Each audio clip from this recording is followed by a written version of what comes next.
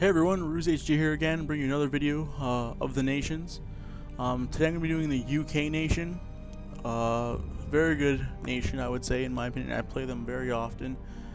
They're mainly known for their air assault, and if you can get those air units up as early as possible, you can pretty much dominate the skies, since no other nation can actually compete air-wise with the UK. So pretty much you can dominate the skies, especially in a 1v1. The air is very useful in a 1v1 due to the fact that you can get to places much faster than your opponent, and you can actually harass your opponent a lot easier than they can harass you with artillery. Just the fact that your planes are so much faster, and you can send so many planes to overwhelm their AA that they might have, that like one bombing run mixed with a couple of fighter bombers, dropping those bombs pretty much will take out all the AA, and then you're free to go crazy and start attacking the other units around them. So you can get a lot of harassment. This is probably more advanced play, I'd say, for the UK.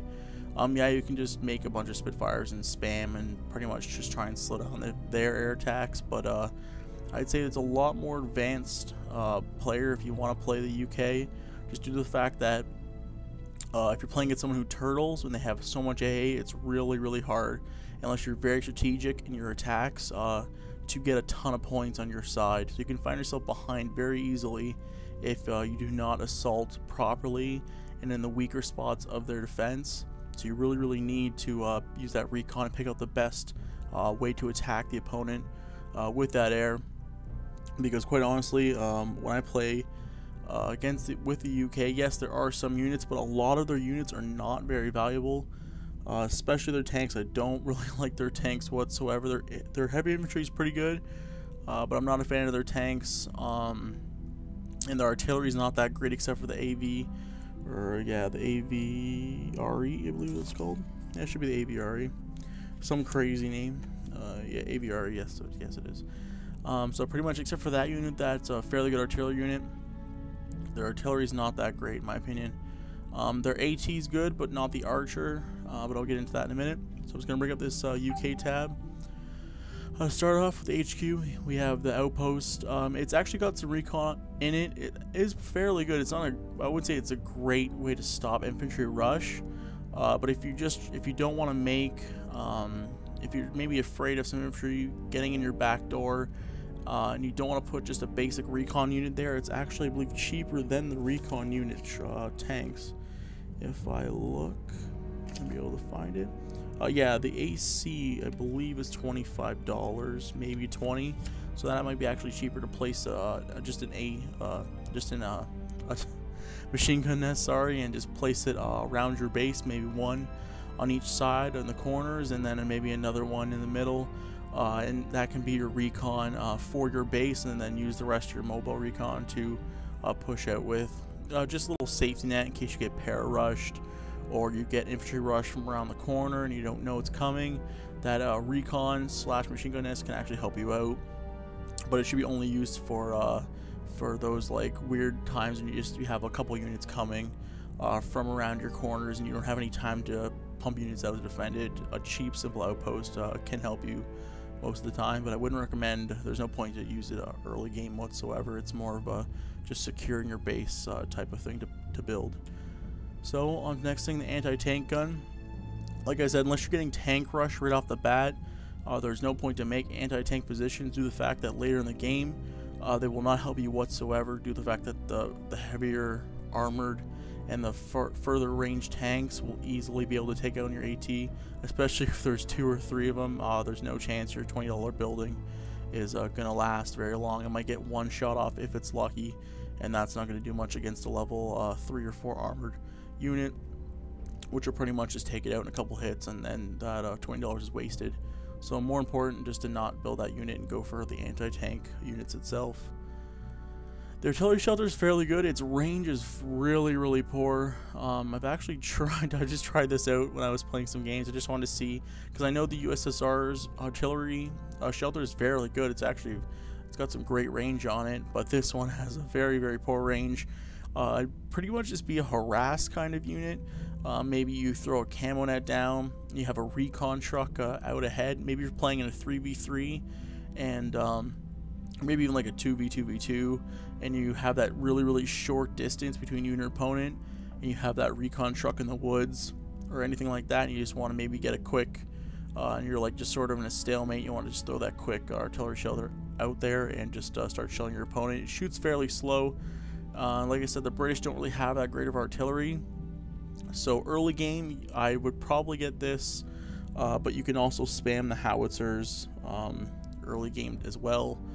They're both viable options. Just this is an actual shelter, so I don't know, it shoots pretty slow, but a bunch of howitzers I guess would overtake this. Just if you want a quick artillery attack, just to sort of disrupt your opponent's game plan, make them focus on the artillery shelter instead of other things you're doing, maybe backdoor attacks from a different side, then it's a good way to maybe distract your opponent early game.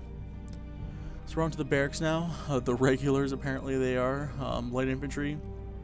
They're pretty good. They have actually, this video actually going to have the ranges of each unit and some damage categories just to compare, because the fact that this thing doesn't have, this is supposed to be your one-stop shop guide to everything in Ruse, yet they don't include the damage, the range, or anything else, or even the resistance of the unit to other units. I don't understand why it's not in here. This is supposed to be like the Bible of Ruse, and I don't understand why they don't have this information.